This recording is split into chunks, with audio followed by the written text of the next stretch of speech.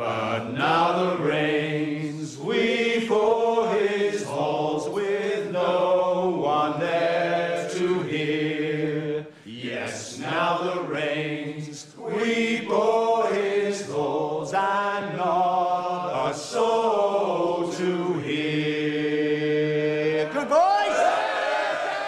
Bronn and the Hound are personality-wise couldn't be more different, and Bronn is a good time kind of a guy and actually lots of fun to be around, and the Hound barely says a word to most people, but beneath the surface of that, they're very, very similar. They're men who have fought in lots of battles, and they're both men who have surrounded themselves with death. Neither is particularly afraid of it. I don't think either of them cares very much or at all what other people think about them.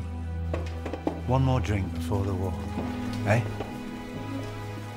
The antagonism they show to each other is really is just a function of who their bosses are.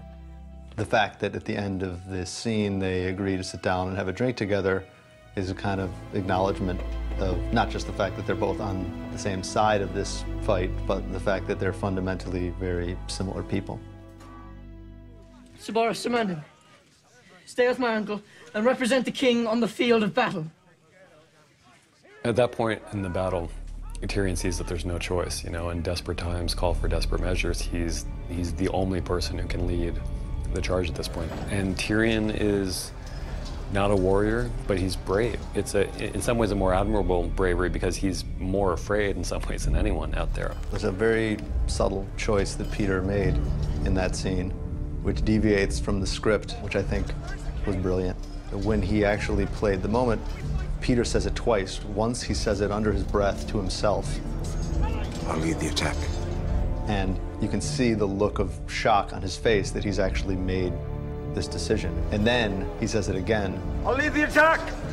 And I think that choice is such a smart choice, and that choice is really at the crux of the question, which is Tyrion surprised by his own actions? And he's definitely surprised. So I think what's really interesting about Tyrion in the season is that you see him kind of emerging from some of that selfishness. You really see him wanting to be a good leader, a good politician, a good high-ranking member of this government. He's not an action hero at all. At the same time, he does have this core of bravery there and a realization that leaders have to step forward. So you might as well go out there and go out fighting. Those are brave men knocking at our door. Let's go kill them!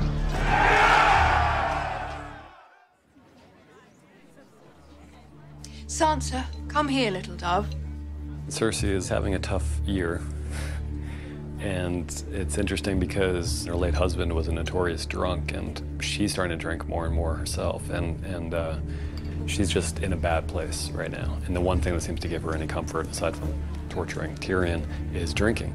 I think from her point of view, she doesn't really know what Tyrion's plan is. She hasn't got a clue of that. She sees this vast army coming to overwhelm her city, and she knows that if they do that, her fate will be sealed, that there is only one thing going to happen to her and her family, and they will suffer a fairly unpleasant death. What are you praying for? For the gods to have mercy on us all. Oh. On all of us? Yes, Your Grace. Even me? Of course, Your Grace. Even Joffrey? Joffrey is my... Oh, shut up, you little fool. Sansa's just so perfect in every way, and she's so naive, and at a certain point, the naivete, I think, just wears thin for Cersei, and she's like, this girl has seen enough that at this point she should have a better sense of the way the world really works. And so Cersei has kind of taken it upon herself to educate Sansa, and she kind of delights in shocking Sansa, and I think she takes a kind of perverse pleasure in watching Sansa squirm as she explains the ways of the world to her. If the city falls, these fine women should be in for a bit of a rape. A precious thing like you will look very, very good. A slice of cake just waiting to be eaten.